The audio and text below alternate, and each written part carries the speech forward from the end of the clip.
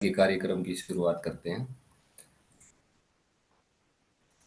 विश्व हिंदी सचिवालय मॉरिशस की महासचिव डॉक्टर माधुरी रामधारी जी, विश्व हिंदी सचिवालय मॉरिशस के उप महासचिव डॉक्टर शुभंकर मिश्र जी, संयुक्त राष्ट्र अमेरिका की हिंदी से प्यार है संस्था के संस्थापक श्री अनूप भार्गव जी, जाम्बिया के इंडियन स्कूल ऑफ लुसाका से हिंदी शिक्षिका श्रीमती स्नेह सुधा शर्मा जी, मलेशिया के विकास इंटरनेशनल स्कूल के हिंदी विभागाध्यक्ष श्रीमती सोनी दीक्षित जी, ओमान के इंडियन स्कूल ऑफ ओल वादी ओल कबीर मस्कत से विभागाध्यक्ष हिंदी एवं संस्कृत श्री अनिल बरतरे जी, कार्यक्रम की अध्यक्षता कर रहे भारत से डॉक्टर जगदीश व्योम, वरिष्ठ हिंदी साहित्यकार, संपादक अनन्य पत्रिका, पत्र प्रतिनिधि हिंदी से प्यार है भारत। जाम्बिया से प्रस्तुति करने वाली छात्रा सुश्री अपूर्वा सिंह जी, मलेशिया से प्रस्तुति करने वाली छात्रा सुश्री ईशिका किनी जी, ओमान से प्रस्तुति करने वाले छात्र श्री देवनील मेहता जी, फेसबुक से जुड़े सभी सम्माननीय दर्शकों का हार्दिक अभिनंदन। विश्व हिंदी सचिवालय मॉरिशस, हिंदी से प्यार है America, Indian school of Lusaka Zambia, Vikas international school Malaysia एवं इंडियन स्कूल ओल वादी ओल कबीर मस्कत ओमान के सहयोग से आयोजित ईसा भाषी कार्यक्रम में आप सबका स्वागत है। आज का भाषी कार्यक्रम है हिंदी साहित्य के प्रति अभिरुचि, भाग 6, संदर्भ बाल साहित्य। बाल साहित्य लेखन की परंपरा अत्यंत प्राचीन है। नारायण पंडित ने पंचतंत्र नामक पुस्तक में कहानियों में पशु पक्षियों को माध्यम बनाकर बच्चों को शिक्षा प्रदान की। कहानियों को सुना तो बच्चों की सबसे प्यारी आदत है। कहानियों के माध्यम से ही हम बच्चों को शिक्षा प्रदान करते हैं। दरअसल बाल साहित्य का उद्देश्य बाल पाठकों का मनोरंजन करना ही नहीं, अपितु उन्हें आज के जीवन की सच्चाइयों से परिचित कराना है। आज हम इस कार्यक्रम का आरंभ कर रहे हैं विश्व हिंदी सचिवालय की महासचिव डॉक्टर माधुरी रामधारी जी के स्वागत भाषण से। आमंत्रित है डॉक्टर माधुरी रामधारी जी।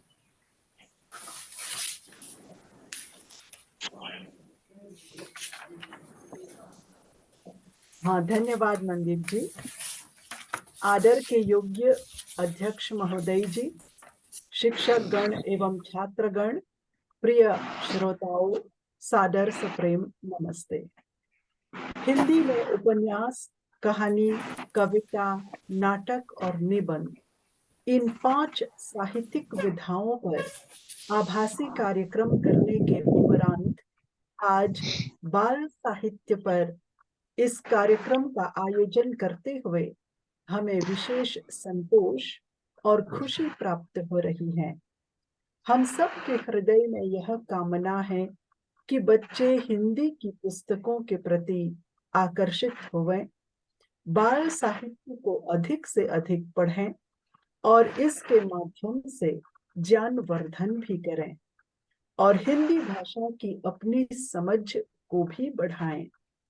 इसमें कोई संदेह नहीं कि जिस भाषा में बच्चे साहित्य पढ़ना पसंद करते हैं, उसी भाषा के प्रति उनके मन में गहन लगाव उत्पन्न होता है।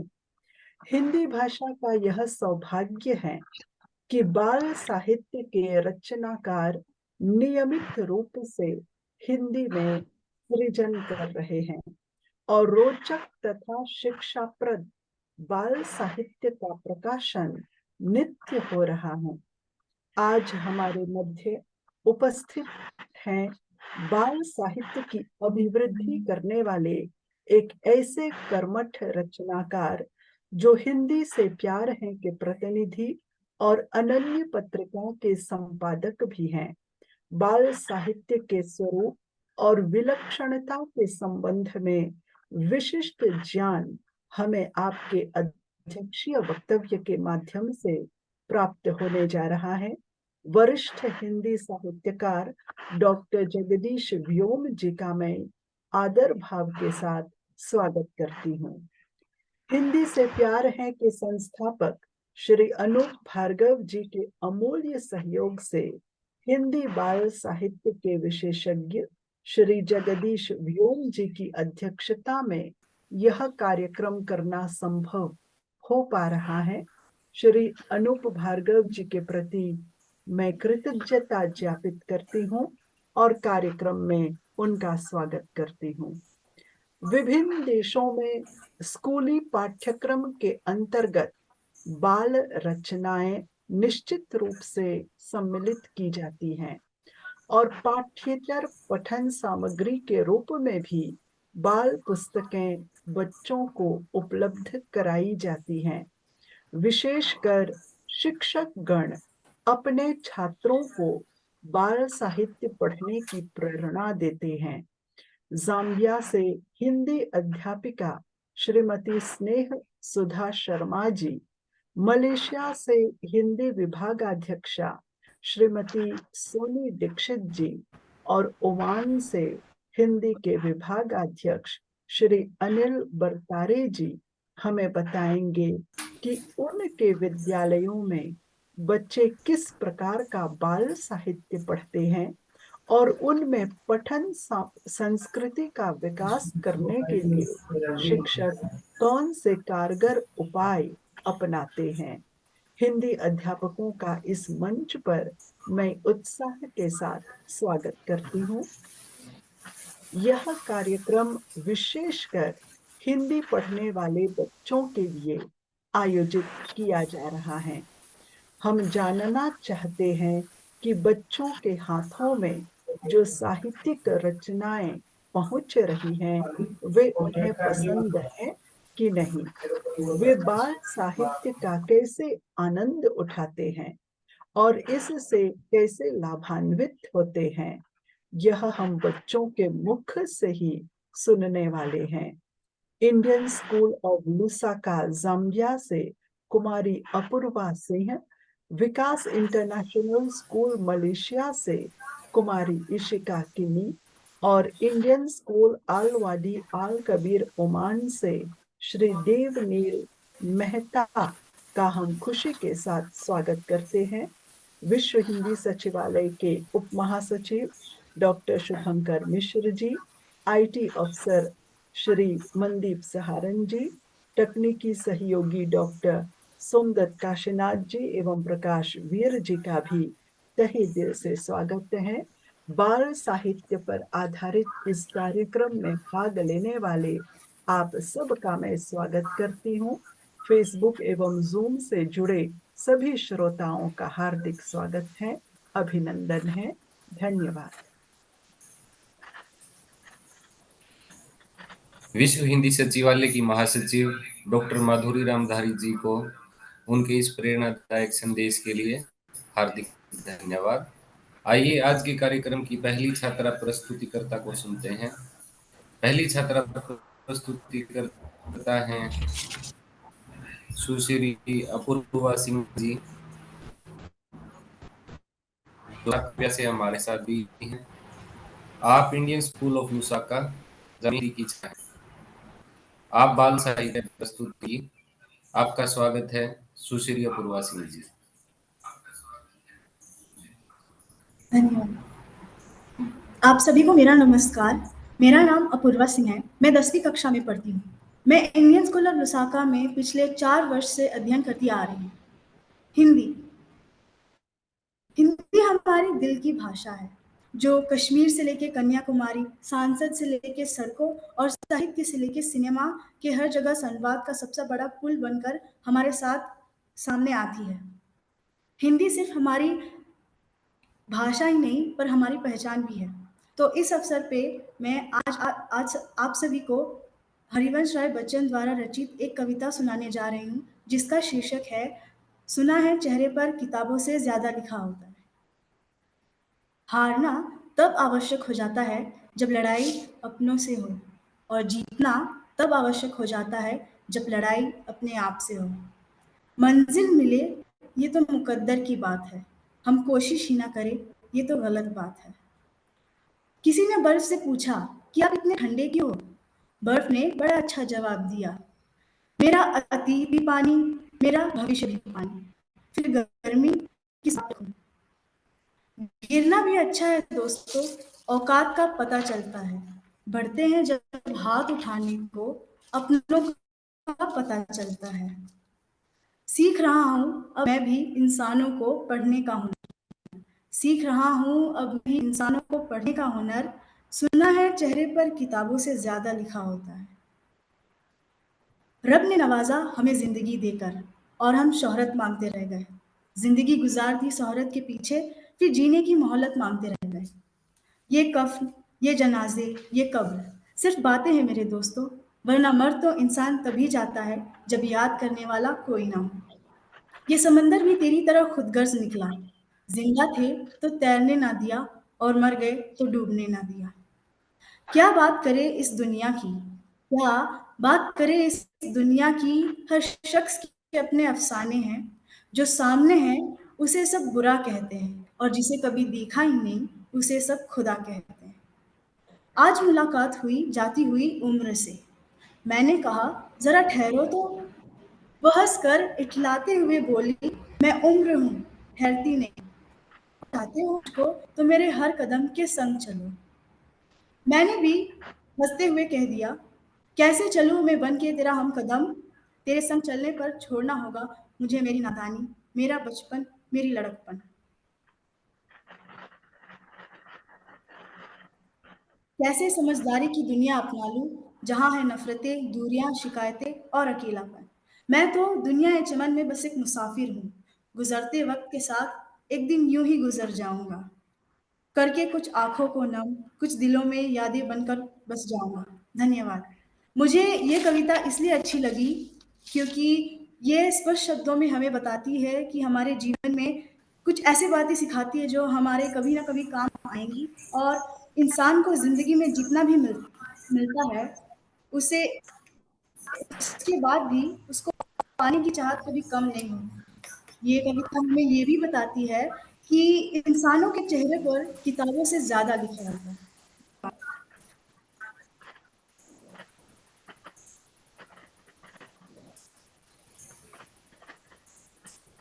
लुसाका जाम्बिया से इस कार्यक्रम में भाग लेने वाली छात्रा अपूर्वा सिंह जी को धन्यवाद। अगली छात्रा प्रस्तुति करता है इशिका किनी जी, जो मलेशिया से हमारे साथ जुड़ी हैं। आप विकास इंटरनेशनल स्कूल मलेशिया में कक्षा 9 में हिंदी की छात्रा हैं। आप बाल साहित्य पर अपनी प्रस्तुति देंगी। आपका स्वागत है सुश्री इशिका किनी जी।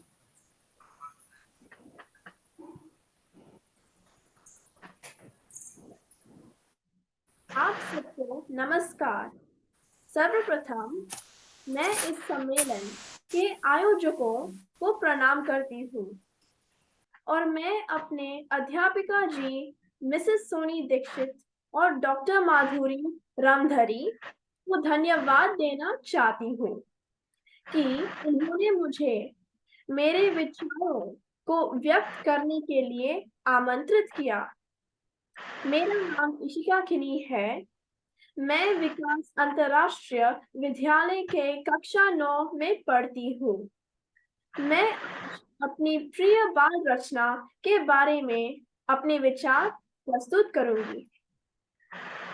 आप सबने अमर चित्रकथा के बारे में सुना ही होगा। भारत में ऐसा कोई भी व्यक्ति नहीं है जिसने अमर चित्रकथा की एक या दो कहानियां न पढ़ी हो। मैं यह कहानियां बचपन से पढ़ती चली आ रही हूँ। यह सिर्फ कहानियां ही नहीं, बल्कि हर कहानी से एक अच्छी शिक्षा मिलती है, जो कि हम अपने जीवन जीने के तरीके में सम्मिलित कर सकते हैं। यह हमारा अच्छा व्यक्तित्व बनाने में सहायक है। इस पुस्तक के माध्यम से बच्चों को पारंपरिक भारतीय लोक कथाओं, पौराणिक कहानियों और ऐतिहासिक पात्रों की जीवनियों से परिचित कराया गया है। ये कहानियां ही तो है जो जिंदगी की छोटी से छोटी सीख बड़े ही सरल और सहज तरीके से देती है और इसी सीख पर निर्भर है बच्चों का व्यक्तित्व।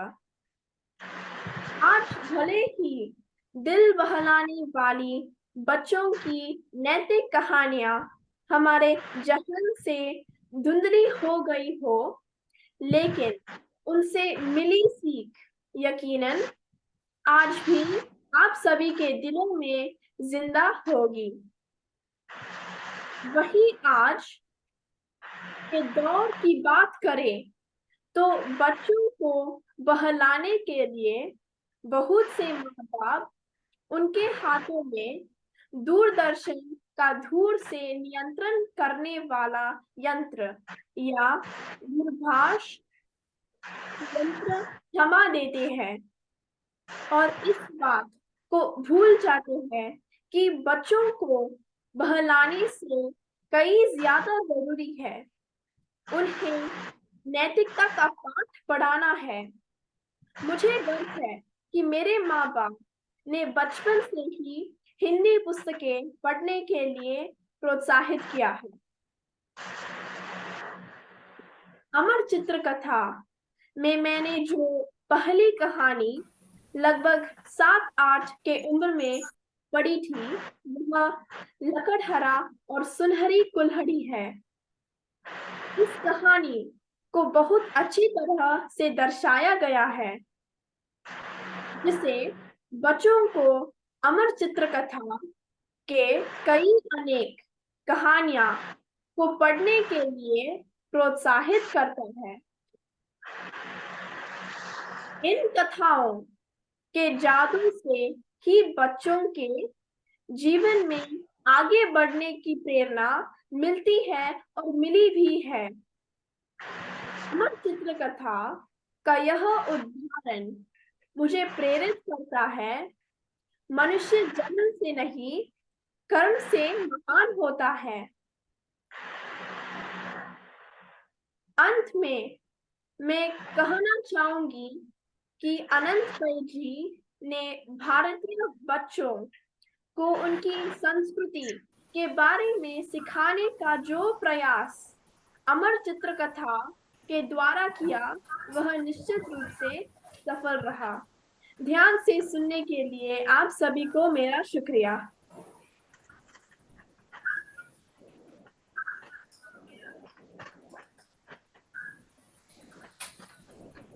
मलेशिया से सुश्री काकिनी जी को हमारे साथ अपने अनुभव साझा करने के लिए बहुत बहुत धन्यवाद।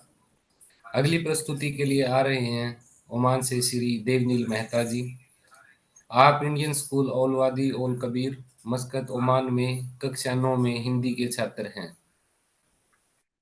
आप बाल साहित्य में प्रस्तुत करेंगे। देवनील मेहता जी। जी धन्यवाद। नमस्ते, मेरा नाम देवनील मेहता है और मैं भारतीय विद्यालय अल वादी अल कबीर मस्कत ओमान से बोल रहा हूँ। हर एक इंसान के जीवन में बाल साहित्य का महत्वपूर्ण स्थान होता है। मेरा प्रिय बाल साहित्य पंचतंत्र और अकबर बिरबल की कहानी है। मुझे हिंदी साहित्य पढ़ने का शौक जब मैं 7 साल का था तब से हुआ है। जब मेरा 7वां जन्मदिन था तब मेरी माताजी ने मुझे उपहार स्वरूप पंचतंत्र की 101 कथाएं और अकबर बिरबल की किताब दी थी। इनमें जीवों को बड़े सुंदर नाम से संबोधित किया गया है। इस किताब में छोटे छोटे रोमांचक कहानियों के माध्यम से जीवन की शिक्षा सिखाई गई है, जैसे मित्रता, एकता, ईमानदारी, सहानुभूति, सामान्य ज्ञान आदि, जो स्कूल की पाठ्य पुस्तकों में नहीं मिलती। अकबर बिरबल की कहानी हास्यपूर्ण तथा मनोरंजक होती है, जिनमें अंत तक कहानी का रहस्य बना रहता है। यह कहानी मेरा भरपूर मनोरंजन करती है। तब से मेरा हिंदी साहित्य में रुचि बढ़ गई है। मैं अपने विद्यालय के पुस्तकालय से इन किताबों को लेकर पढ़ता हूँ। इससे हमें अपनी संस्कृति पर भी गर्व होता है। और जीवन मूल्यों के विषय में भी सीख मिलती है। मैं आज भी अपने कई मित्रों को हिंदी किताबें पढ़ने की सलाह देता हूँ। हमारे देश में कई लोग हैं जिन्हें हिंदी नहीं आती। हमें इन सब को हिंदी सीखने के लिए प्रेरित करना चाहिए। अंत में मैं यह कहना चाहूंगा कि मनुष्य के जीवन में बाल साहित्य का महत्वपूर्ण स्थान है। मैं हिंदी में बाल साहित्य का आनंद लेता हूँ, जिससे मेरी भाषा में भी सुधार होता है। जय भारत, जय भारती। धन्यवाद।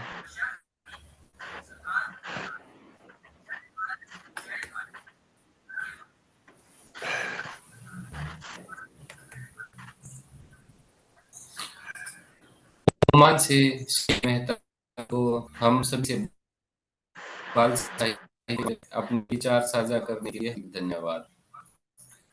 कार्यक्रम को आगे बढ़ाते हुए वक्तव्य भाषण के लिए हम श्रीमती स्नेहसुधा शर्मा जी को आमंत्रित करते हैं, जो जाम्बिया से हमारे साथ जुड़ी हैं। आप Indian school of Lusaka Zambia में हिंदी शिक्षिका हैं। आपका स्वागत है श्रीमती स्नेहसुधा शर्मा जी। धन्यवाद। नमस्कार। यहाँ उपस्थित सभी हिंदी प्रेमियों को मेरा सादर अभिवादन व नमन। मैं सबसे पहले डॉक्टर माधुरी रामधारी जी को व अपने विद्यालय की प्रधानाचार्य श्रीमती मुरुगप्पन जी को हार्दिक धन्यवाद देना चाहूंगी, जिन्होंने मुझे इस मंच पर आकर बोलने का अवसर प्रदान किया। आज की वार्ता शुरू करने से पहले मैं संक्षेप में अपने स्कूल के विषय में थोड़ा जरूर बताना चाहूंगी कि जाम्बिया में रहने वाले हजारों भारतीय अभिभावकों के आग्रह पर वह हिंदी के प्रचार और प्रसार को और अधिक बढ़ावा देने के लिए इंडियन स्कूल ऑफ लुसाका की स्थापना 2018 में की गई थी। और शुरुआती दौर चुनौतीपूर्ण थे, क्योंकि हमारे पास चाइना से, श्रीलंका से, नेपाल से और भी अन्य कई देशों के विद्यार्थी थे, जिन्हें की हिंदी की वर्णमाला का और स्वर और व्यंजनों इत्यादि का ज्ञान कराया गया तथा उन्हें प्रशिक्षित किया गया कि किस प्रकार क वर्ग से लेकर सभी व्यंजन वाले वर्ड तालु के स्पर्श से, होंठ और दांत के स्पर्श से और मुद्रा आदि के स्पर्श से बोले जाते हैं। धीरे धीरे नामुमकिन सा लगने वाला यह प्रयास भी मुमकिन होता चला गया और हमारे विद्यार्थी हिंदी बोलने, पढ़ने, लिखने और समझने में पारंगत होते चले गए। तो अब बात करते हैं आज के विषय की, बाल साहित्य में रुचि जागृत करने की। तो जैसा कि आप सभी जानते ही हैं कि बच्चे बहुत ही जिज्ञासु, कौतूहलपूर्ण और तर्क शक्ति से युक्त होते हैं। किसी भी पाठ या कहानी के अंत में आए हुए पात्रों से संबंधित प्रश्न, उनके पास ढेरों प्रश्न होते हैं, क्या, क्यों, कैसे, जैसे आदि। तो हिंदी में बाल साहित्य का विपुल भंडार है, जिसे कि हम 3 भागों में विभाजित कर सकते हैं: शिशु साहित्य, बाल साहित्य और किशोर साहित्य। तो बच्चों के लिए हमें पाठ्य पुस्तकों का चयन करते समय उनकी उम्र व मनोरंजन इत्यादि का पूरा ध्यान रखना चाहिए, जिससे कि हमें यह भी ध्यान रखना चाहिए कि पुस्तकें आकर्षक छपाई वाली हो, रंगीन चित्रों वाली हो, जिससे कि बच्चे चित्रों के माध्यम से भी उस कहानी के साथ अपना जुड़ाव महसूस कर सके। और पठन पाठन के प्रति रुचि जागृत करने के लिए हमें बच्चों को ज्ञानवर्धक व रोचक कहानियां, नाटक, पत्र, लेखन, महान लेखकों की जीवनियां इत्यादि पर आधारित पुस्तकें भी अपने पाठ्यक्रम में सम्मिलित करनी चाहिए। इसके अतिरिक्त बच्चों को हमें गीतों के माध्यम से, वर्णमाला के माध्यम से हमें उन्हें कविताएं कंठस्थ करानी चाहिए। और किसी भी एक विषय पर हम कक्षा में सामूहिक चर्चा कर सकते हैं और कभी कभी उन्हें रचनात्मक, सृजनात्मक और कल्पनात्मक तर्क शक्ति से युक्त चीजों को हमें शीर्षक देकर उनको लिखने के लिए भी हम कह सकते हैं। जैसे कि मुझे याद आ रहा है कि अभी कक्षा 3 में हमने एक शीर्षक दिया था कि यदि मैं पक्षी होता। तो यकीन मानिए बच्चों के बहुत ही रोचक रोचक प्रसंग हमें पढ़ने को मिले। और साथ ही उनको सबसे ज्यादा मजा तो इसी बात का आ रहा था कि यदि वो पक्षी होते तो उन्हें कभी भी गृह कार्य नहीं करना पड़ता और जब भी वो चाहे, जहाँ चाहे उड़कर चले जाते और प्रत्येक दिन उनके लिए रविवार का दिन के समान होता। और इसके अलावा कभी कभी हम बच्चों को एक स्वरचित कविता लिखने के लिए कह सकते हैं और उसे कंठस्थ करने के लिए कह सकते हैं, तथा साथ ही अपठित गद्यांश व काव्यांश को भी अगर हम बच्चों के पाठ्यक्रम में सम्मिलित करें तो उससे भी बच्चों में स्वयं ही उत्तर देने की क्षमता का विकास होता है और उनके अंदर आत्मविश्वास की वृद्धि होती है। तो कभी कभी तो हमारे विद्यालय में इस वक्त एक सुनहरी धूप नाम से रचना पब्लिकेशंस की एक पुस्तक का समावेश किया गया है, जिसमें कि नर्सरी से 12वीं कक्षा तक के छात्रों को यह विषय पढ़ाया जा रहा है और प्रत्येक पाठ के अंत में व्याकरण से संबंधित ढेरों प्रश्न, लेखकों की जीवनियाँ, शब्दार्थ इत्यादि दिए गए हैं। तो अब बात करती हूँ हमारे विद्यालय में होने वाली सांस्कृतिक गतिविधियों के बारे में। तो हमारी प्रधानाचार्य जी, जो कि स्वयं एक हिंदी भाषी राज्य से हैं, पर फिर भी वो हिंदी के प्रचार और प्रसार के लिए सतत प्रयासरत हैं, जिसके लिए कि हमारे विद्यालय में समय समय पर वाद विवाद प्रतियोगिता, सुलेख प्रतियोगिता, कविता प्रतियोगिता, कहानी लेखन प्रतियोगिता, पोस्टर व स्लोगन प्रतियोगिता आदि जैसी प्रतिस्पर्धाएं आयोजित की जाती हैं। और हमारे स्कूल से कई बार बच्चे भारतीय उच्चायोग में होने वाले सभी सांस्कृतिक कार्यक्रमों में, सभी राष्ट्रीय त्योहारों में हिंदी से संबंधित सभी प्रश्नोत्तरी में भाग लेने के लिए जाते हैं और पुरस्कार प्राप्त करते रहते हैं।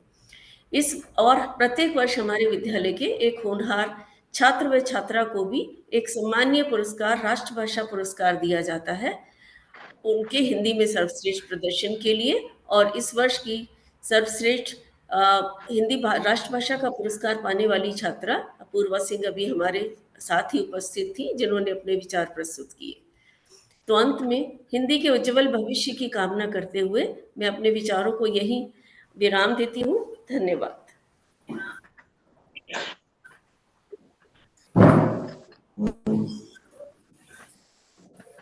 इस सूचक वक्तव्य की श्रीमती स्नेह सुधा शर्मा जी को बहुत बहुत धन्यवाद। अगले वक्तव्य भाषण के लिए हम श्रीमती सोनिया दीक्षित जी को आमंत्रित करते हैं, जो मलेशिया से हमारे साथ जुड़ी हैं। आप विकास इंटरनेशनल स्कूल मलेशिया में 3 वर्षों से हिंदी विभागाध्यक्ष हैं। आपका स्वागत है श्रीमती सोनी दीक्षित जी।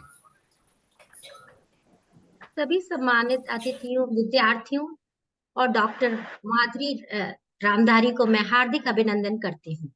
मैं डॉक्टर रामधारी दिनकर की बहुत आभारी हूँ कि उन्होंने मुझे यहाँ बोलने का शुभ अवसर प्रदान किया। मैं मलेशिया की राजधानी कोलालमपुर में विकास इंटरनेशनल में हिंदी शिक्षिका हूँ। ये एक सीबीएसई पाठ्यक्रम का अनुसरण किया करता है। कक्षा 1 से 10 तक यहाँ पर हिंदी पढ़ाई जाती है। हम यहाँ पे वैसे मुख्य पुस्तक जो है साक्षी इस्तेमाल करते हैं, पर इसके साथ ही एक सहायक पुस्तक जो ज्यादातर बाल साहित्य और बाल कहानियों से संबंधित है, उसका पाठ्यक्रम करते हैं। हम लोग कक्षा में प्रयास करते हैं कि विद्यार्थी चलचित्र द्वारा छोटे छोटी कहानियां सीखे और उनके पश्चात भाषा में उनकी रुचि बढ़े। यहाँ पर ज्यादातर विद्यार्थी दक्षिण भारत के हैं और मैं ये कहकर बहुत ही प्रफुल्लित होती हूँ कि उनको हिंदी भाषा में बहुत रुचि है। वो समय समय पर कुछ ना कुछ ऐसा लिख के लाते हैं, कुछ ना कुछ नया कविता लेखन ऐसा लिख के लाते हैं जिसमें कि उनको बहुत चीजों का मतलब नहीं समझ में आता और मुझसे अनुवाद करवा के अपने ज्ञान की रुचि बढ़ाते हैं। हम अपने विद्यार्थियों के मौखिक और उच्चारण पर बहुत ध्यान देते हैं और कोशिश करते हैं कि वे ज्यादा से ज्यादा सही बोले, ताकि अगर वह सही उच्चारण करेंगे तभी वह सही लिखने में सक्षम हो।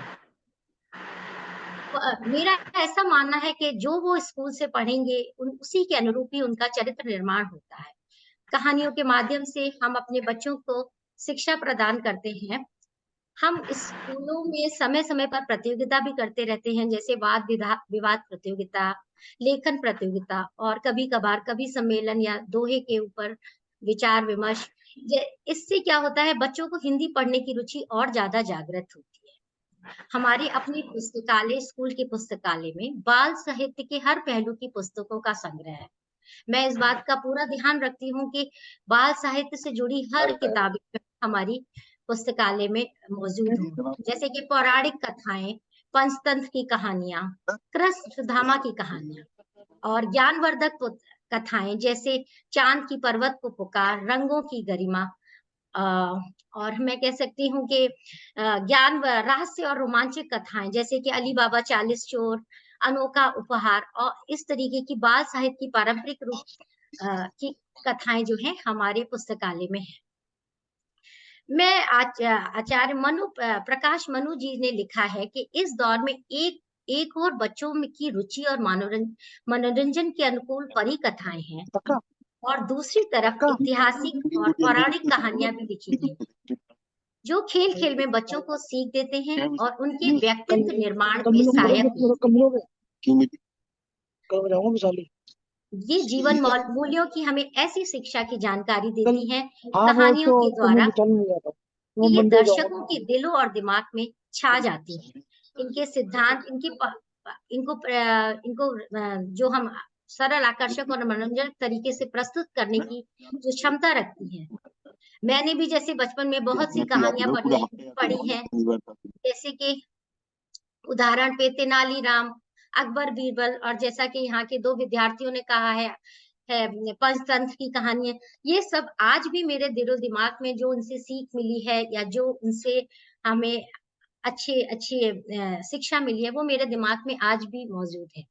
तो मेरा भी यही उद्देश्य रहता है कि मैं ज्यादा से ज्यादा बच्चों को इस बाल साहित्य की तरह प्रोत्साहित करूं। हिंदी साहित्य में ने हमारे जीवन में एक बहुत ही महत्वपूर्ण हिस्सा है। मेरा ऐसा मानना है कि हमारे सोचने के तरीके और विचारों का परिचय जो है वो हिंदी साहित्य के विकास की वजह से ही है। हमारे ऐतिहासिक और सांस्कृतिक धन को सजीव रूप से प्रकट करता है और हम अपने मूल्यों, भाषा और भारतीय जीवन के विभिन्न पहलुओं को समझने में मदद करता है।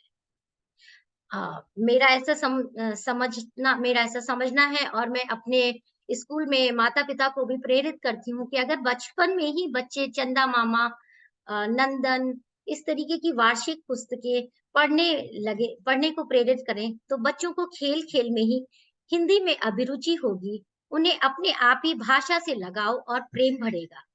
इससे ना सिर्फ बाल साहित्य का स्वीकार्यता को बढ़ावा मिलेगा बल्कि एक उत्कृष्ट, प्रगतिशील, समृद्ध एवं सुखी समाज का निर्माण होगा। अंत में मैं अपने सभी श्रोताओं को धन्यवाद देना चाहती हूँ और पुनः आदरणीय माधुरी रामधारी को प्रणाम करती हूँ जिन सब लोगों ने इतनी शांति और संयम से मेरे विचार सुने। बहुत बहुत धन्यवाद।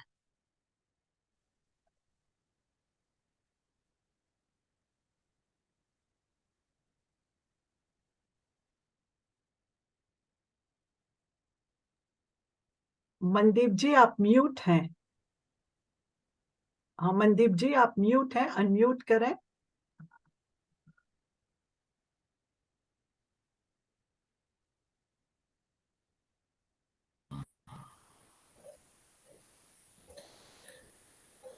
क्षमा चाहता हूँ मैं। इस ज्ञानवर्धक वक्तव्य के लिए मलेशिया से श्रीमती सोनी दीक्षित हार्दिक धन्यवाद। अंतिम वक्तव्य के लिए हम आमंत्रित करते हैं ओमान से श्री बर्दी को। आपने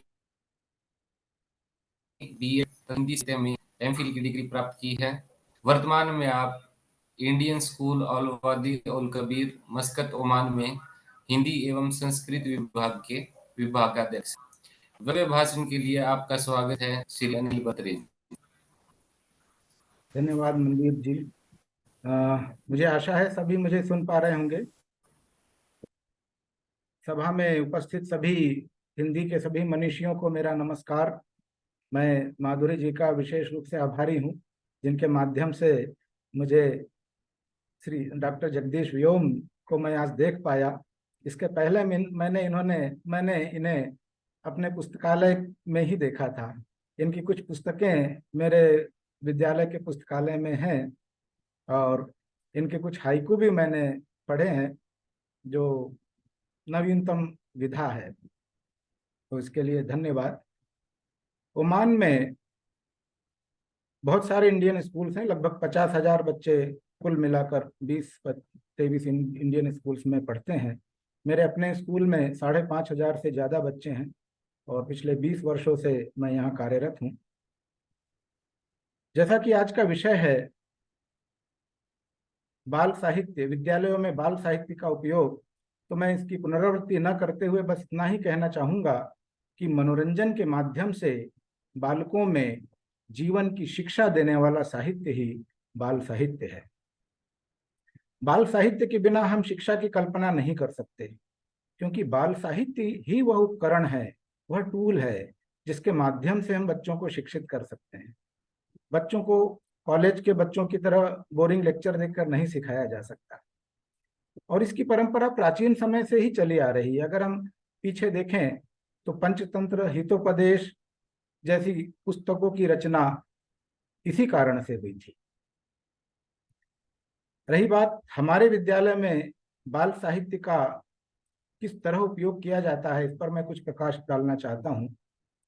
हमारे विद्यालय का पुस्तकालय हिंदी की पुस्तकों के संदर्भ में बहुत समृद्ध है।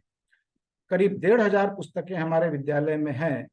लगभग सभी साहित्यकारों की पुस्तकें हैं। इनमें बाल साहित्य प्रचुर मात्रा में उपलब्ध है, मैं गिना नहीं सकता, इतनी सारी पुस्तकें हैं सभी वर्ग के बच्चों से। जैसा अभी मेरी एक सहकर्मी शिक्षिका ने कहा था कि बाल साहित्य, किशोर साहित्य, इस तरह की सारी वैरायटी वहाँ पर उपलब्ध हैं। प्रेमचंद की कहानियों से लेकर जयशंकर प्रसाद की कहानियाँ, तेनालीरामा, बीरबल की कहानियाँ, परियों की कथाएं, दादा दादी की, नाना नानी की कथाएं, लोक कथाएं, भारत के सभी प्रांतों की लोक कथाएं हिंदी में अनुवाद के साथ उपलब्ध हैं। केवल पुस्तकें रखने से ही बाल साहित्य का उद्देश्य पूरा नहीं हो जाता। प्रश्न ये है कि उसका उपयोग, सब अंग्रेजी माध्यम के विद्यालयों में बच्चे पढ़ते हैं, तो अगर प्रैक्टिकली सोचा जाए तो दूर भागते हैं हिंदी से। लेकिन हमने शुरू से ही उनको हिंदी के प्रति उनमें लगाव रखा, विभिन्न पाठ्येतर साहित्य या पाठ्येतर शिक्षेतर गतिविधियों के माध्यम से।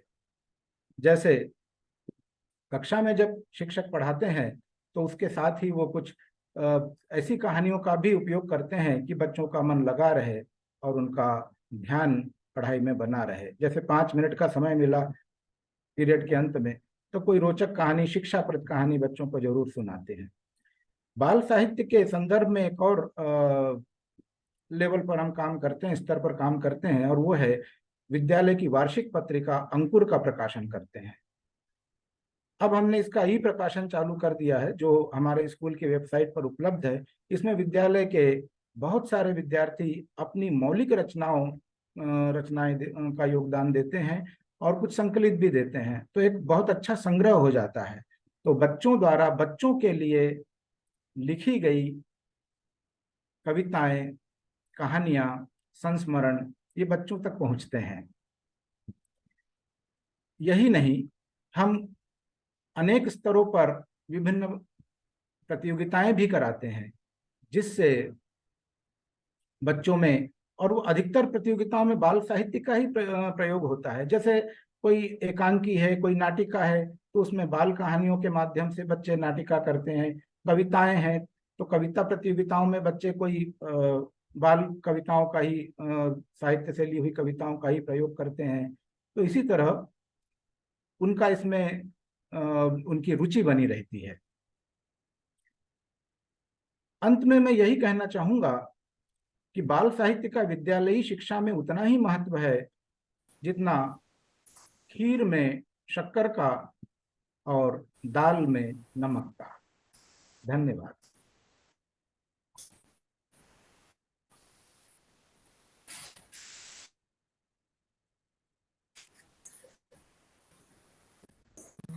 इस और धन्यवाद। कार्यक्रम के इंसान नहीं कर सकता, श्री बताओ जो क्या हमारा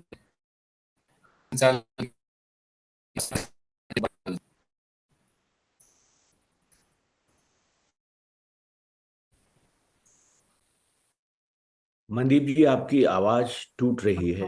ख्याल से। मनदीप जी की आवाज टूट रही है सर, उन्होंने निवेदन किया कि आगे का संचालन कृपया अच्छा आप अच्छा संभालें। जी अच्छा। तो नहीं, मैं थोड़ा सा तो सब वक्ताओं का हो चुका है मेरे ख्याल से। अब हम जगदीश व्योम जी की तरफ बढ़ रहे हैं या कोई बचा जी है? जी ये जगदीश जी व्योम, अच्छा अच्छा। मुझे जी ठीक से सुना नहीं था, तो जी जी। तो अच्छा सबको नमस्कार, मेरा अनूप भार्गव मैं बोल रहा हूँ।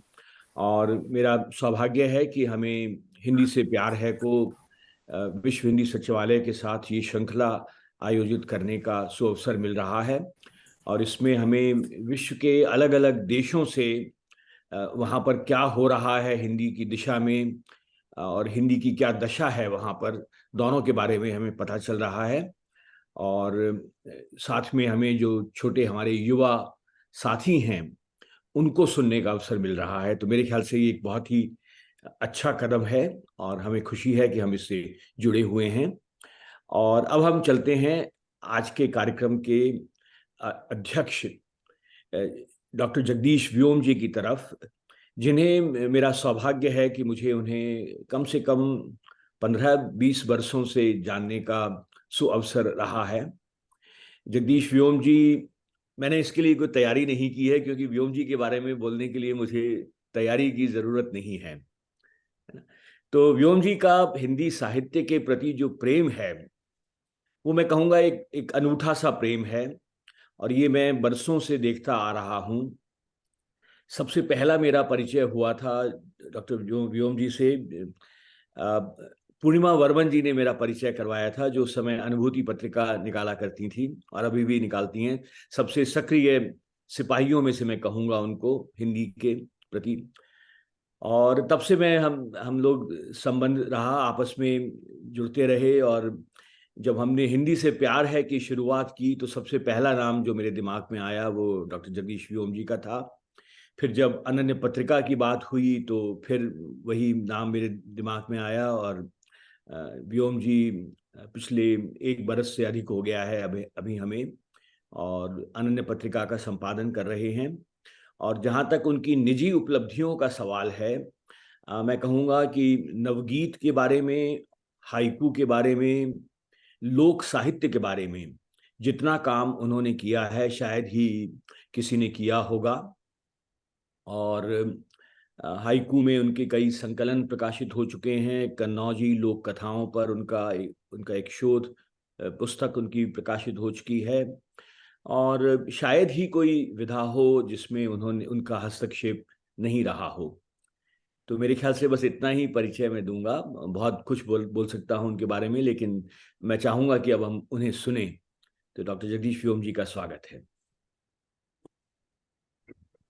नमस्कार अनूप जी, और विशेष रूप से हिंदी से प्यार है और सचिवालय मॉरिशस, ये दोनों के संयोग से जो डॉक्टर माधुरी जी ने जो ये आयोजन किया है, ये शायद पहला ऐसा कार्यक्रम है जिसमें बच्चों को भी आपने शामिल, यानी 3 तरह के बच्चों को भी, उनके शिक्षकों को, और अनूप जी और मुझे भी इसमें शामिल करने का आपने अवसर दिया। तो मैं पहले तो आपको आपकी इस कल्पना के लिए, आपकी इस कार्यक्रम के लिए बहुत सारी बधाई देता हूँ, क्योंकि ये कार्यक्रम थोड़ा अलग हट करके है। हम प्रायः जब भी कोई कार्यक्रम करते हैं, साहित्यिक कार्यक्रम करते हैं या और कोई किसी तरह का कार्य करते हैं, तो हम बच्चों को छोड़ देते हैं, बच्चों को भूल जाते हैं। ये भी हम भूल जाते हैं कि बच्चे ही हमारे भविष्य के साहित्यकार हैं, हमारे देश के कर्णधार हैं, हमारे नेता हैं, अभिभावक भी हैं, भविष्य के अभिभावक हैं।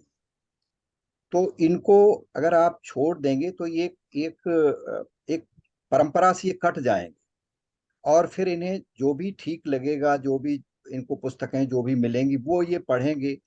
तो थोड़ा सा हमारा हस्तक्षेप ये अवश्य होना चाहिए, बड़ों का इसमें, अभिभावकों का भी, और विशेष रूप से शिक्षकों की बहुत बड़ी भूमिका होती है। अभी जो बच्चे बोल रहे थे, बहुत ही बढ़िया, अपूर्वा सिंह, इशिका किन्नी और देव नील मेहता, तीनों ने बहुत बढ़िया अच्छी तरह से अपनी बात कही यहाँ। क्योंकि इतने बड़े मंच पर जो लोग बोलते रहते हैं उनका अभ्यास होता है, बच्चों को थोड़ा सी झिझक होती है। तो हमें सबसे पहले तो मैं भी बेसिकली मैं शिक्षक ही रहा हूँ, केंद्रीय विद्यालय में मैंने बहुत वर्षों तक पढ़ाया, फिर उसके बाद दिल्ली प्रशासन में आ गया। तो बच्चों से मुझे बहुत लगाव है और बाल साहित्य पर मैंने कार्य भी बहुत सारा कार्य किया है।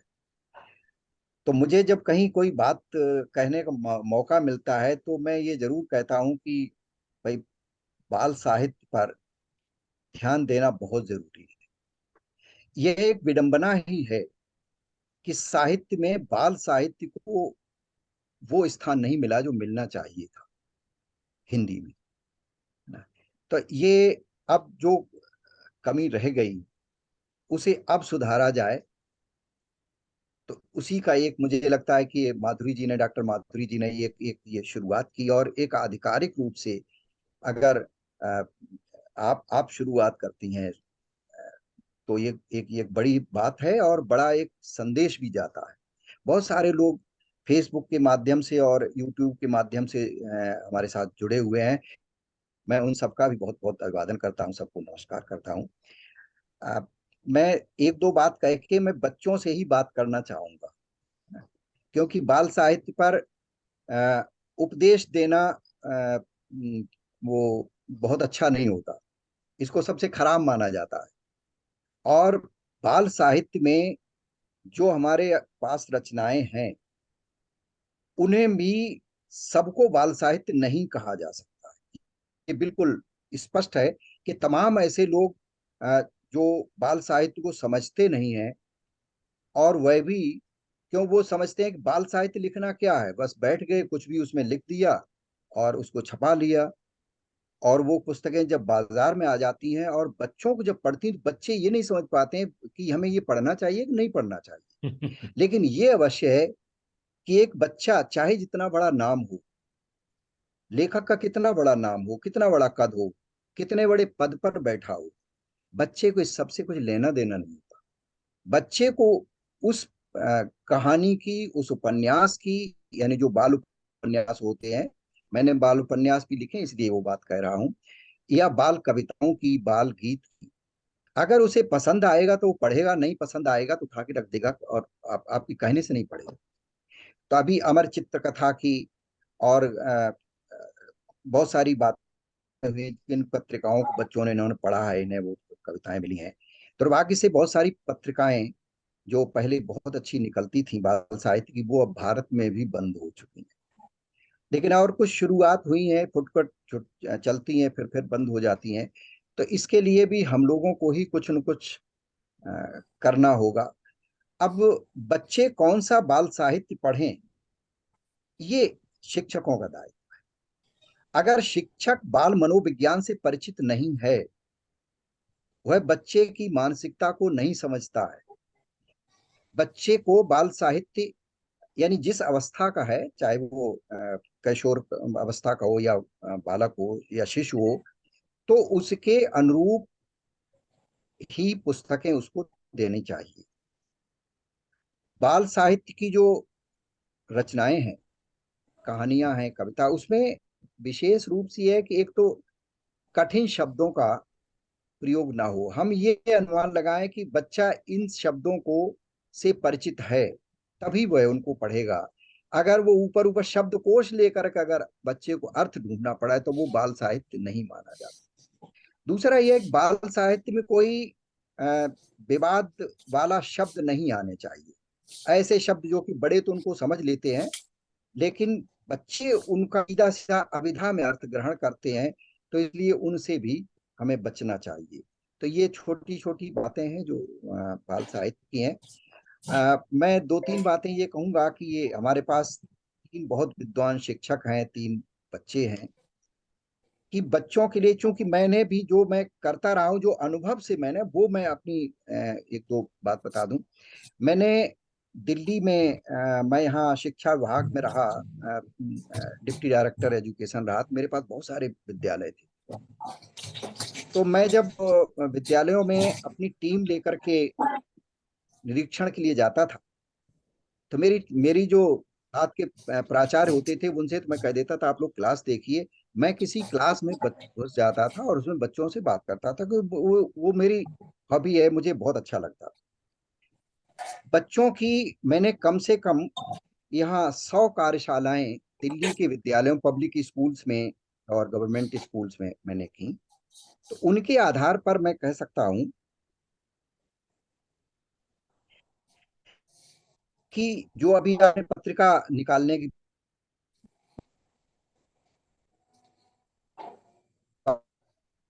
बात की थी, अनिल जी ने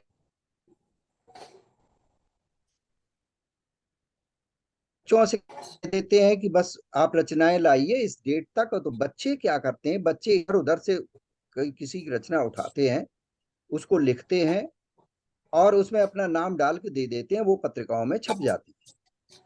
ये मेरा अनुभव है कि मैंने कि कम से कम 100 से ज्यादा पत्रिकाएं ऐसी देखी जिसमें अलग अलग लोगों की रचनाएं, कम से कम 10 तो मेरे एक बार पकड़ में आई, जिसमें 4-5 में तो मेरी रचनाएं छपी थी और नाम बच्ची चीज को नहीं समझते। उसके लिए एक सबसे बढ़िया उपाय ये है जो मैंने प्रयोग किया कि बच्चों को विषय दिए जाएं। जैसे अभी क्या सोनी दीक्षित ने और आपने ये बात कही थी, बच्चों को आप एक विषय लिख दें ब्लैक बोर्ड पे कि भाई इसको नोट कर लो और अपने घर से इस पर आप कविता या कहानी कुछ लिख करके लाइए।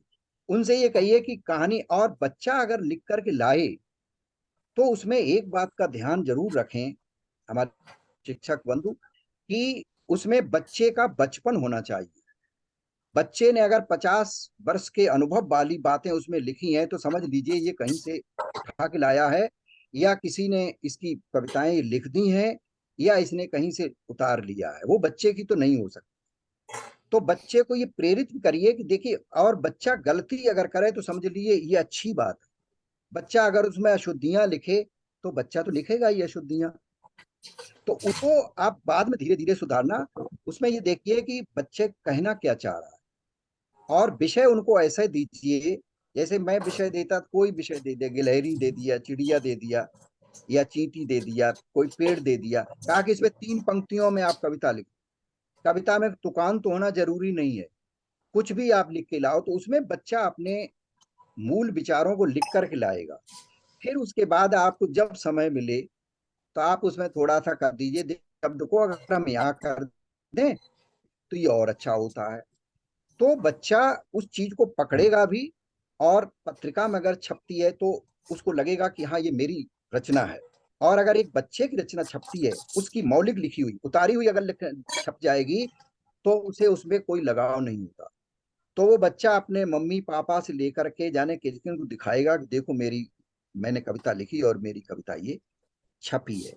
तो एक तो ये बहुत आवश्यक है। दूसरा ये कि बच्चे को जो कविताएं हैं, विशेष रूप से उन कविताओं, बच्चा उन्हीं कविताओं को पसंद करता है जिनमें की लय हो। हमारे तमाम बाल साहित्यकार हैं जिनकी कविताएं बाल गीत वो कहते हैं, लेकिन लय कहीं होती नहीं है, तुक होती नहीं है। तो बाल गीत जो है वो बच्चे उनको पसंद नहीं करते, भले ही वो रट लें, उनको सुना लें, लेकिन वो उनको उनकी बस। आप पुराने बाल साहित्यकारों को देख लीजिए, एक बड़ी पीढ़ी है मेरी,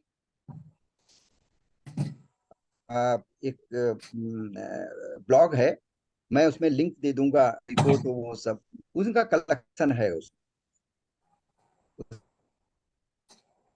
कम से कम 300-200 तो बाल गीत हैं, बाल कविताएं हैं, 100 वर्ष की चुनी हुई कविताएं हैं, बाल बच्चों की कविताएं हैं, तो वो बड़े काम की हैं। तो बच्चों के लिए कुछ लिखना बड़ा कठिन होता है, आसान नहीं होता है। बच्चे को बांध पाना कविता के माध्यम से या कहानी के माध्यम से या छोटा उपन्यास के माध्यम से, ये बहुत कठिन होता है। आप लोगों ने के बारे में, आपने जो पुस्तकालयों के बारे में कही, डॉक्टर अनिल जी ने, वहाँ पे मेरी पुस्तक है, तो मैं आपको आभार व्यक्त करता हूँ। और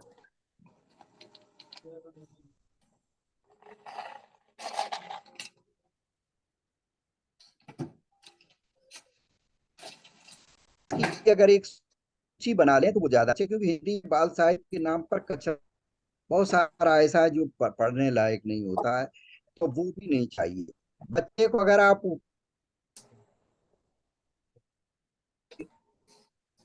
सीधे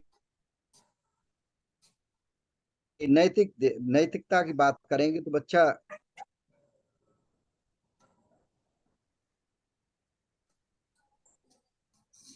हाँ, हमें व्योम जी को सुनने में थोड़ा व्यवधान हो रहा है मेरे ख्याल से। हाँ, मुझे लगता है कि फिर जो आप व्योम गया जी हूँ। अगर अपना हेलो। वीडियो बंद करके बोलें, आई मीन आपका अच्छा चेहरा तो देखने अच्छा। को कुछ उससे शायद कुछ ओ, जी हाँ ठीक। अब ठीक आ रहा? जी जी जी जी अनूप जी। जी जी बेहतर है अब जी अच्छा ठीक है, मैं वीडियो बंद कर। जी तो मैं लगभग पूरी बात कह चुका हूँ, लेकिन मुझे नहीं मालूम कि हो सकता है कुछ व्यवधान रहा हो और उसमें से पूरी बातें जी नहीं सुन पाई हो। तो मैं यही कहूंगा कि पुस्तकालयों में जो पुस्तकें मंगाएं उसकी एक सूची अवश्य बनाएं, और अगर संभव हो तो मेरे साथ भी उसे कभी बांट लें तो मैं भी उसमें दो चार रचनाएं जोड़ सकता हूँ। और इन बच्चों को मैं बहुत बहुत बधाई देना चाहता हूँ, और कि इन्होंने इतनी अच्छी बातें की। हिंदी तो बहुत अच्छी बोल रहे थे, है ना? तो ये अवश्य लिखें। और अनूप जी हिंदी के लिए पूरे विश्व भर में अनन्य के माध्यम से, हिंदी से प्यार है के माध्यम से, और किन किन माध्यमों से हम लोग सब जुड़े रहते हैं। तो मैं एक बार फिर से आपको सबको बधाई दे रहा हूँ। मुझे लगता है कि मेरी बात आप सुन पा रहे हैं कि नहीं सुन पा रहे हैं, क्योंकि मुझे मालूम नहीं पड़ रहा, नेटवर्क थोड़ा सा गड़बड़ भी है। जी, आपकी आवाज नहीं आ जी रही। हाँ नहीं अब आपकी आवाज सुना सुन पा रहे हैं जी जी जी जी जी जी, सुनाई दे रही सुन रहे है हैं। जी। अब ओके ठीक है। तो कितना समय है अभी हम बात कर सकते हैं? हाँ, आप बात कीजिए सर, आपको सुनना अच्छा लग अच्छा, रहा है मैं चाहूंगा कि और बच्चे एक एक आवाज भी स्पष्ट है जी। जी जी, तो बच्चे एक एक कुछ जो उनके मन में हो वो कुछ बात करें तो हमें बहुत अच्छा लगेगा बच्चों से, अगर वो तैयार हों और पूछना कुछ चाहें। ए, हाँ, हाँ इशिका जी। इशिका आप कुछ कहना चाहेंगी हाँ इशिका।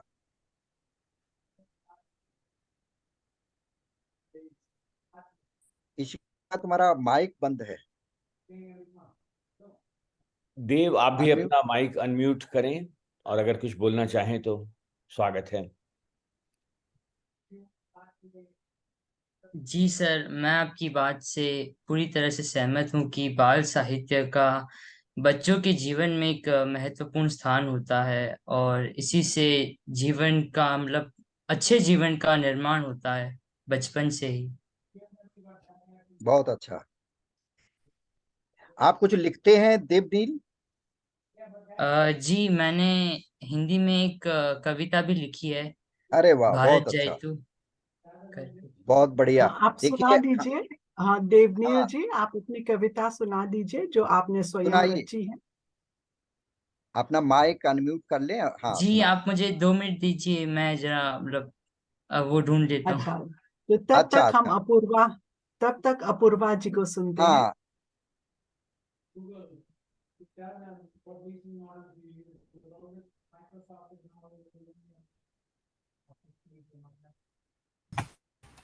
हाँ जी। अपूर्वा। मुझे ये पूछना है कि आप हमें आपकी बुक्स की लिंक भेज सके कि हम उसे पढ़ सके।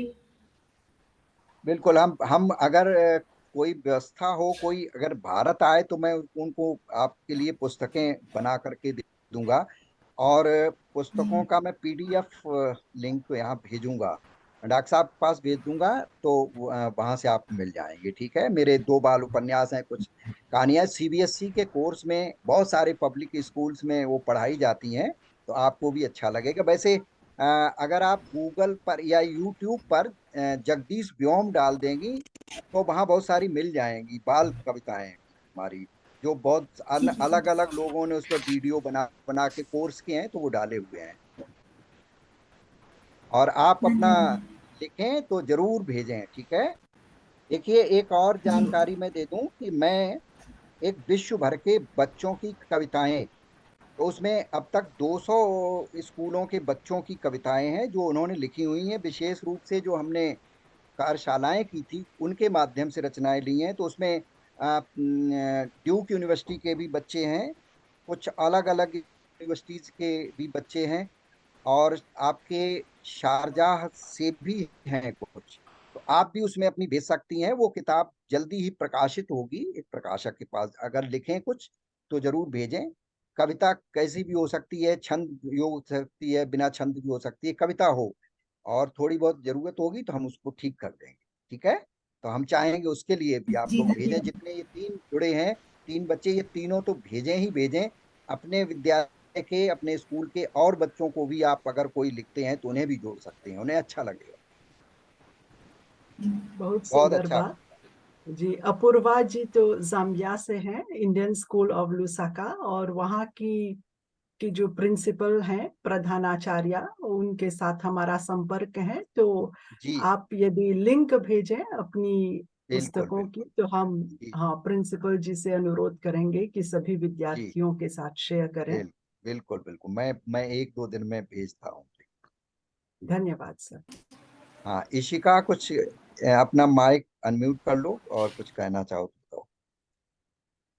हाँ मुझे इस मंच पर बात करने का बहुत अच्छा लगा, और सोनी मिस मुझे बहुत प्रेरणा देती है और बहुत बहुत अच्छी तरह से सिखाती है। वह मुझे 5वीं कक्षा से सिखा रही है और अभी भी सिखा रही है, और मुझे बहुत अच्छा लगा। धन्यवाद।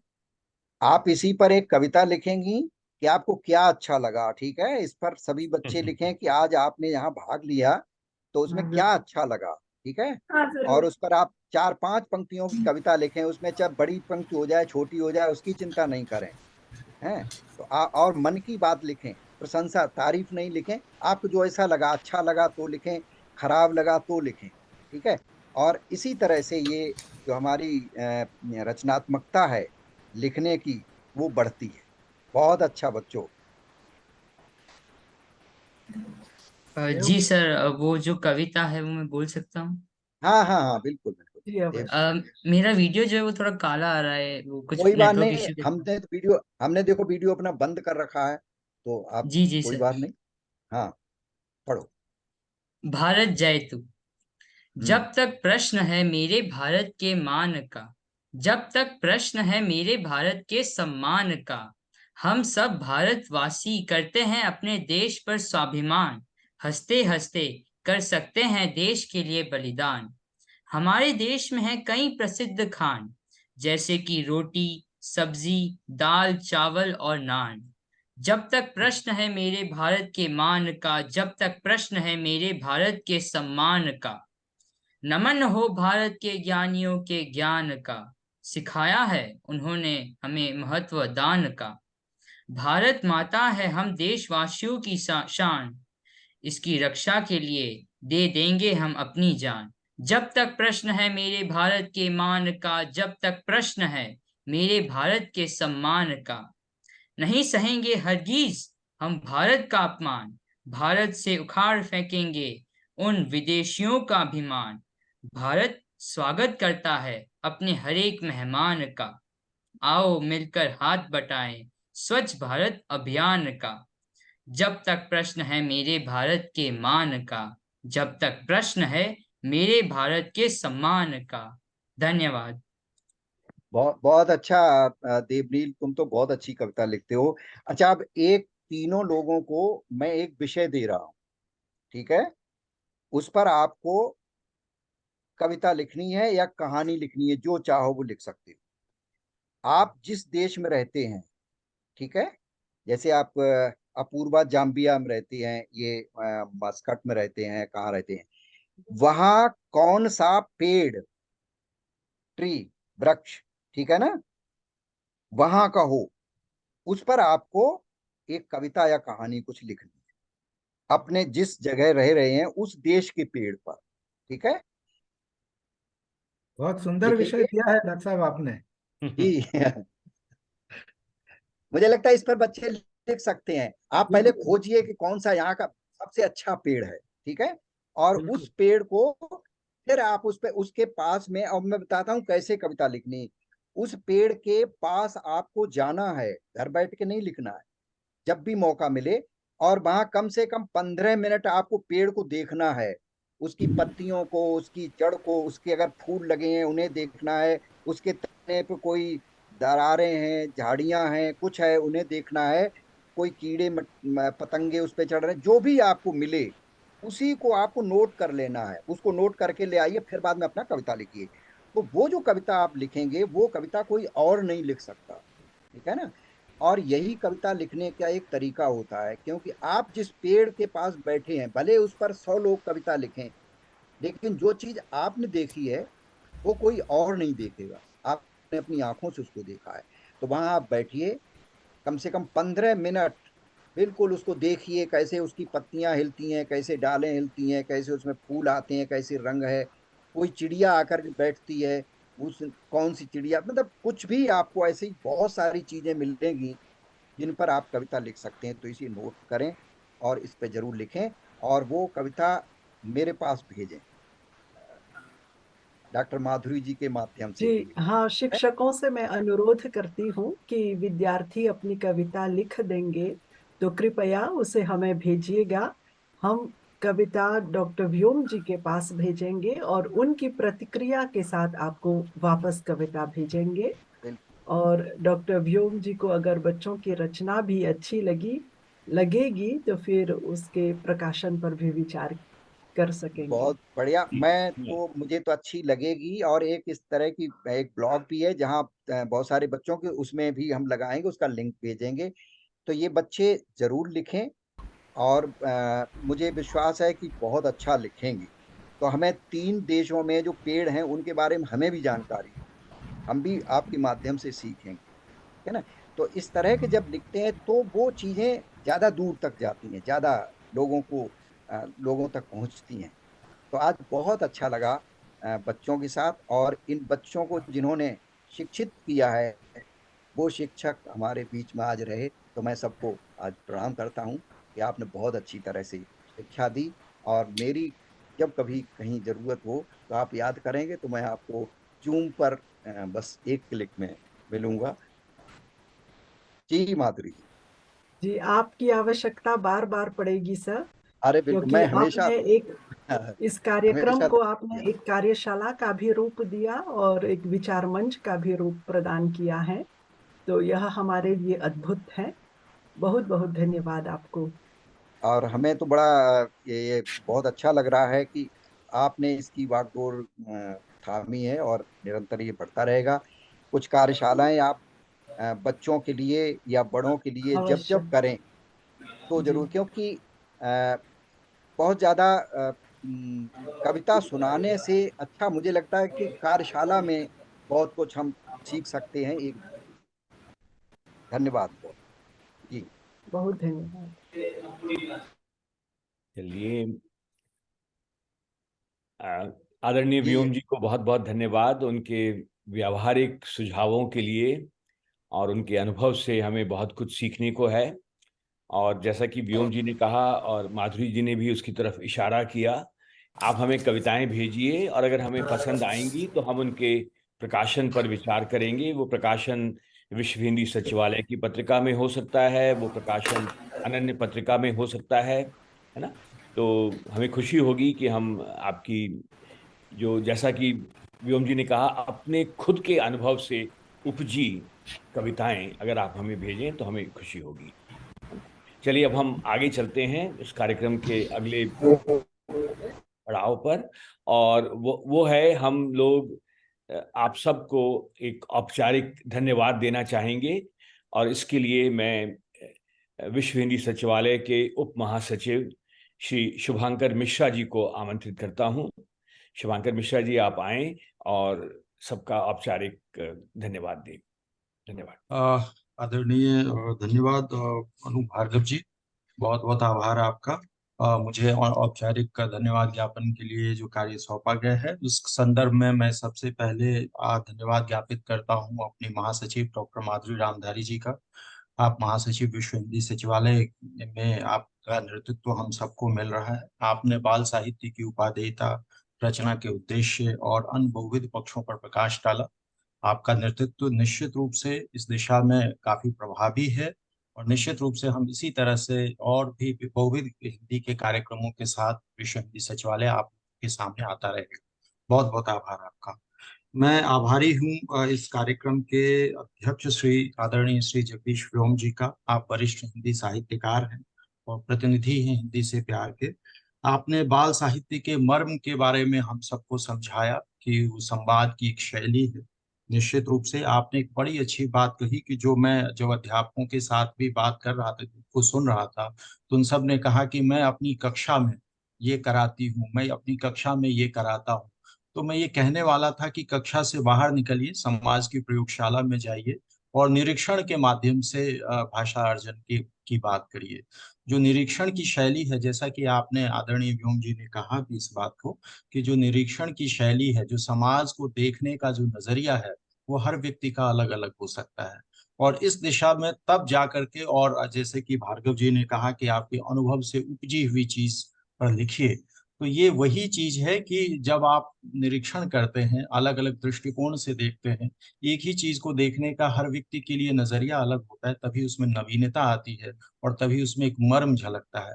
आपने एक बात, बहुत अच्छी बात कही कि वय सापेक्ष होना चाहिए। आपने इस बात की भी चर्चा की कि उम्र के सापेक्ष रचना होनी चाहिए। यदि कोई बच्चा नहीं लिखता है, इस तरह से कुछ बहुत गंभीर दार्शनिक बातें करता है, तो हमें भी लगता है, कई बार अध्यापक की भूमिका में मैं भी रहा हूँ और लेखक की भूमिका में रहा हूँ, अनुसंधानकर्ता की भूमिका में रहा हूँ, इन सब में ये जरूर लगता है कि यदि कोई भी रचना, कोई भी कर्म, कोई भी बातचीत वय सापेक्ष नहीं होती है, तो फिर उसमें लगता है कि ये कहीं ना कहीं उधार से आयातित चीजें हैं। तो हमें उससे बचना चाहिए, क्योंकि हम इस कार्यक्रम के माध्यम से नहीं, जीवन के भी माध्यम से, हमें पढ़ने का मतलब ये नहीं होता है कि हमें अंक अर्जन करना होता है। हमें ये होता है कि जीवन में क्या अनुशासन हमने सीखा है और समाज को हम कैसे एक उचित संदर्भ में, उचित परिप्रेक्ष्य में लेते हैं। तो ये एक अनुशासन की शैली, हर पढ़ाई का ये महत्व होता है, क्योंकि पढ़ाई का महत्व ही है, जो कि जैसे कि आदरणीय व्योम जी खुद डिप्टी डायरेक्टर स्कूल एजुकेशन में रह चुके हैं।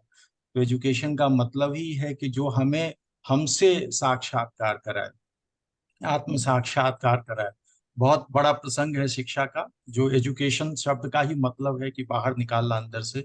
तो मैं समझता हूँ कि आप एक सफल शिक्षक रहे हैं, आप एक सफल साहित्यकार रहे हैं, आप एक यशस्वी संवाद कर्मी रहे हैं, और आपने जिस तरह से अध्यापन, शिक्षा और लेखन में एक सामंजस्य बिठाया, और जिस तरह से आपने शिक्षा कर्म में, शैक्षिक प्रशासन के क्षेत्र में काम किया है, उसका अनुभव हम सबको यहाँ पर मिला। हम बहुत बहुत लाभान्वित हैं। आपका बहुत बहुत आभार सर।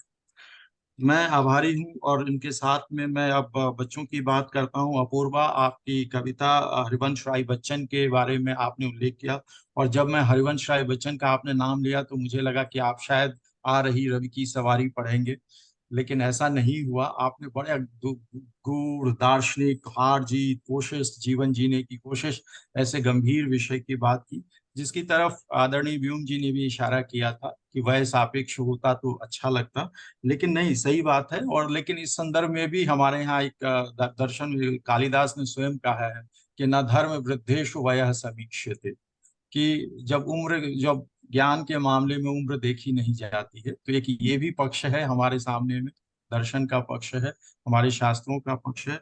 आपने बड़े ही गंभीर और सधे शब्दों में जिस तरह से हार जीत के द्वंद्व को और जीवन जीने के तरीके को, सलीके को परिभाषित करने का प्रयास किया, तो मैं तो ये लग रहा था कि मैं आपसे बहुत कुछ सीख रहा हूँ, और आपके इस ज्ञान से हम सब यहाँ लाभान्वित हुए। बहुत बहुत आभार आपका। मैं आभारी हूँ इसिका किन्नी जी का। इसिका किन्नी विकास इंटरनेशनल स्कूल मलेशिया में है। आपने अमर चित्र कथा की बात की। बिल्कुल, इसिका अमर चित्र कथा उस समय का है जब ये हमारे जमाने की चीज हुआ करती थी। अब तो खैर, लेकिन और उस समय में अनंत पै साहब इसके संस्थापक हुआ करते थे। अनंत पै साहब ने एक बड़ा संसार रच दिया तक, समझिए तो बाल साहित्य में क्रांति ला दी थी इसके माध्यम से।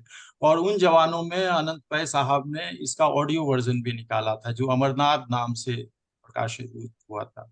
आज के टाइम में जब आप देखते हैं तो बहुत सारे आपको ऑडियो वर्जन की किताबें मिल जाती है। कोई हम सामाजिक सरोकार के लिए भी ऑडियो वर्जन की किताब निकाल रहे हैं। व्योम साहब जानते होंगे कि जो हम दृष्टिबाधित लोग हैं उनके लिए हम ऑडियो वर्जन की किताबें ला रहे हैं आजकल, खास करके दिल्ली में बहुत ज्यादा काम हो रहा है इस पर। तो ये चीज है। और आपने ये जो अमर चित्र कथा निश्चित रूप से धार्मिक, सांस्कृतिक, ऐतिहासिक व्यक्तित्वों को लेकर के होता था। और एक समझिए तो उस समय के परिदृश्य में, शिक्षा के परिदृश्य में अमर चित्र कथा ने एक क्रांति ला दी थी। आपने उस कथा को चुना, आपने उसको भूला नहीं है, और आपने लकड़हारा और सोने की कुल्हाड़ी की बात की है। मुझे अपना बचपन याद आ गया। बहुत बहुत धन्यवाद आपका। आपने बहुत ही सरल सरल सधे शब्दों में, और आपकी शैली बहुत अच्छी थी। बहुत बहुत आभार बच्चे आपका। मैं देवनील मेहता जी, आपकी कविता सुनी। देवनील मेहता जी, आप बहुत यशस्वी कवि होंगे, ठीक। और मुझे लगता है कि आपने पंचतंत्र की बात की, विष्णु शर्मा जी की बात की, आपने आपने एक बात कही कि जो पंचतंत्र में इकोलॉजी, इकोसिस्टम की बात की, कि सारी चीजें जो आप देखते हैं कि पात्रों के नाम जानवरों के हुआ करते थे उस समय में, वो इसलिए था कि हम परिवेशीय ज्ञान के साथ, हम परिवेश से कटकर कभी शिक्षा हमारी भारतीय सभ्यता और संस्कृति ने नहीं दिया है, ये ध्यान रखिएगा। और इसीलिए उनमें पौधे, पेड़ पौधे के पात्र होते थे, चरित्र भी उसी तरह से होते थे। और आज के जमाने में जो आप जो रेडियो और टीवी सीरियल्स क्या देखते हैं, मुझे लगता है ये पंचतंत्र की शैली से ही उपजा हुआ है, जिसमें एक कहानी से दूसरी कहानी का सूत निकल पड़ता था। तो ये शैली जो है, ये पंचतंत्र की अद्भुत शैली थी, जो आज भी हम उसे अपने जीवन में ला रहे हैं। अद्भुत है। और ये उस समय की कहानी थी जब एक राजा थे, राजा के बच्चे पढ़ते नहीं थे, जो कि व्योम जी, आदरणीय व्योम जी को इसका होगा, मैं फिर भी दोहरा रहा हूँ कि पढ़ते नहीं थे, तो उन्होंने अपने बच्चे को पढ़ाने के लिए विष्णु शर्मा जी से ये कहा, तो विष्णु शर्मा जी ने इसकी रचना की थी। पंचतंत्र हितोपदेश भारतीय सभ्यता संस्कृति के आदि बाल साहित्यों में से जाने जाते हैं, और निश्चित रूप से आज भी उतने ही प्रासंगिक है। जैसे हम कहते हैं कि गांधी आज भी उतने ही प्रासंगिक हैं, कल थे, आज हैं और भविष्य में भी रहेंगे। उसी तरह से प्रेम, जो पंचतंत्र और हितोपदेश की कहानियां ऐसे ही है कि अतीत में भी प्रासंगिक था, वर्तमान में भी प्रासंगिक है, और भविष्य में भी रहेगा, अपनी रचनाओं के बल पे, अपने कथ्य के बल पे। बहुत बहुत आभार आपका देवनील जी। मैं आभारी हूँ श्रीमती स्नेह सुधा शर्मा जी का। आप अध्यापिका हैं, इंडियन स्कूल लुसाका जाम्बिया में है। आपने बाल साहित्य के महत्व को समझाया, आपने बाल साहित्य का चयन कैसे किया जाए उसको समझाया। आपकी ही बातों से मैं कह रहा था कि कक्षा के भीतर हम चलचित्र का प्रयोग करते हैं, अच्छी बात है, लेकिन मैं फिर, जैसे कि आदरणीय व्योम जी ने भी कहा और हम सब ये कहते हैं कि जो इसे हम समाज की प्रयोगशाला में बच्चों को भाषा शिक्षण कराइए। क्योंकि स्टैटिकली यदि हम किसी को शिक्षण में जाते हैं, तो मुझे लगता है एक जगह बैठ के, एक कोने में बैठ के यदि हम भाषा शिक्षण की बात करेंगे, क्योंकि शिक्षा एक अनवरत प्रक्रिया है, कहीं भी, किसी से भी, कहीं जगह से हम प्राप्त कर सकते हैं। और मुझे लगता है कि व्योम जी इससे सहमत होंगी कि बड़ी अच्छी किताब है भाषा शिक्षण के ऊपर, आप जरूर देखिएगा यदि मौका मिले। बच्चे की भाषा और अध्यापक, आप सबने शायद इस किताब का नाम सुना होगा। ये नेशनल बुक ट्रस्ट ने यूनिसेफ के प्रकार आर्थिक सहयोग से किताब छपी थी। इसी तरह से एक और जो मैं भाषा शिक्षक के रूप में, चूंकि मैं स्वयं भाषा शिक्षक रह चुका था, दिवा स्वप्न, मुझे लगता है ये रामायण, महाभारत, बाइबल जो कह लीजिए या गीता कह लीजिए, ये भाषा शिक्षण के लिए ये सारी चीजें, यही धार्मिक ग्रंथ है हमारे। तो यदि आप इनसे करेंगे तो आपको भाषा शिक्षण के और नवीन उपादानों के बारे में आपको इससे और परिचित होंगे। और मुझे लगता है कि आपका जो ये अनुभव है, और जब आप जिस तरह से आप कर रही हैं, निश्चित रूप से हम भाषा शिक्षण के, भाषा कौशल, विचार कौशल है, सुनना, लिखना, बोलना, पढ़ना, उन सब में निश्चित रूप से आपके बच्चे समर्थ होंगे। बहुत बहुत आभार आपका। मैं आभारी हूँ श्री अनिल जी का। अनिल जी इंडियन स्कूल अलबाडिया अल कबीर मस्कट ओमान के अध्यापक हैं। आप हिंदी और संस्कृत के अध्यापक हैं।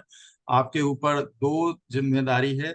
मुझे लगता है कि वहाँ संस्कृत पढ़ाई जाती है कि नहीं मुझे नहीं पता, लेकिन यदि पढ़ाई जाती है तो ये अच्छी बात है। आपका बहुत बहुत स्वागत है इस कार्यक्रम में। मैं स्वयं भी कभी किसी जमाने में, और ये दोनों की भूमिका में हुआ करता था, क्योंकि हिंदी और संस्कृत दोनों पढ़ाता था बच्चों को। तो और बहुत पहले, बहुत पुरानी बात है कि मेरा भी चयन हुआ था, इंडियन स्कूल मस्कट में हुआ था, मैं किसी वजह से जा नहीं पाया। ठीक है ना। तो इसलिए है कि बहुत बहुत आभार, बहुत बहुत धन्यवाद। आपने बड़े ही अच्छे शब्दों में आपने भाषा शिक्षण की बात की है। बहुत बहुत आभार अनिल जी आपका, बहुत बहुत आभार। मैं आभारी हूँ इसके साथ में कि आपने बाल साहित्य की सृजन के बारे में बात की, बाल पत्रिका के बारे में बात की। इसी चर्चा में एक बात किसी ने कहा था कि चंदा मामा पढ़िए। मैं आपको सूचित करना चाहता हूँ कि चंदा मामा अब जीवित नहीं ठीक है ना, चंदा मामा प्रकाशित नहीं हो रही है। एक जमाना था कि चंदा मामा अपनी भाषा की वजह से, चंदा मामा संस्कृत में छपा करता था, चंदा मामा तेलुगु में, तमिल में, मलयालम में, बहुविध भाषाओं में छपा करता था। तो बाल साहित्य के लिए समझिए बड़ा दुख का विषय है ये। इस तरह की पत्रिकाएं जो एक जमाने में स्तरीय पत्रिका हुआ करती थी, वो अब प्रकाशित नहीं हो रही। इसका हम सबको खेद है।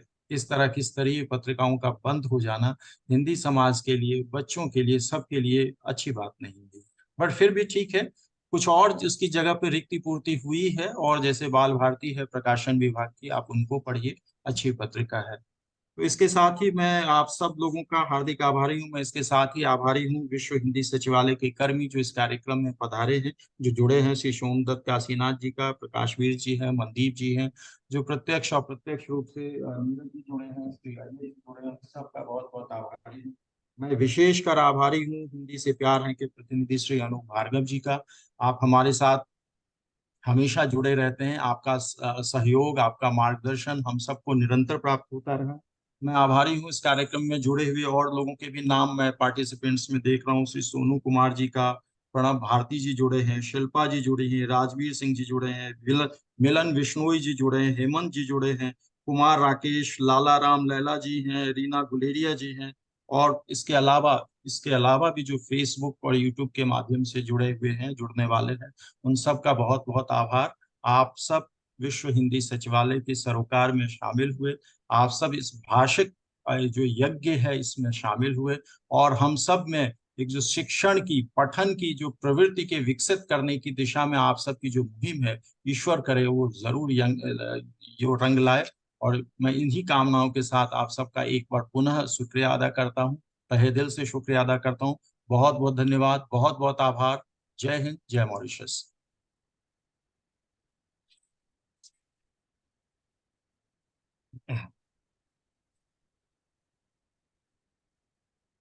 थैंक यू, नमस्कार।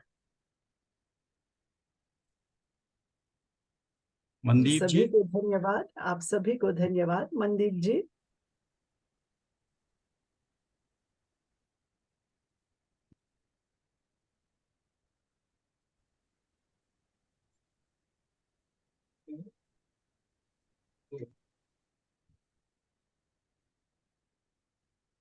मनदीप जी शायद जुड़ नहीं पा रहे हैं, शायद उनका काम नहीं कर रहा है, इंटरनेट कनेक्शन कमजोर है। तो मेरे ख्याल से अब हम फोटो लोग अंतिम पड़ाव पर पहुंच गए हैं और कार्यक्रम को अब हम यहीं पे समाप्त करते हैं। मनदीप जी रिकॉर्डिंग को रोक सकते हैं। जी सर, रोकते हैं।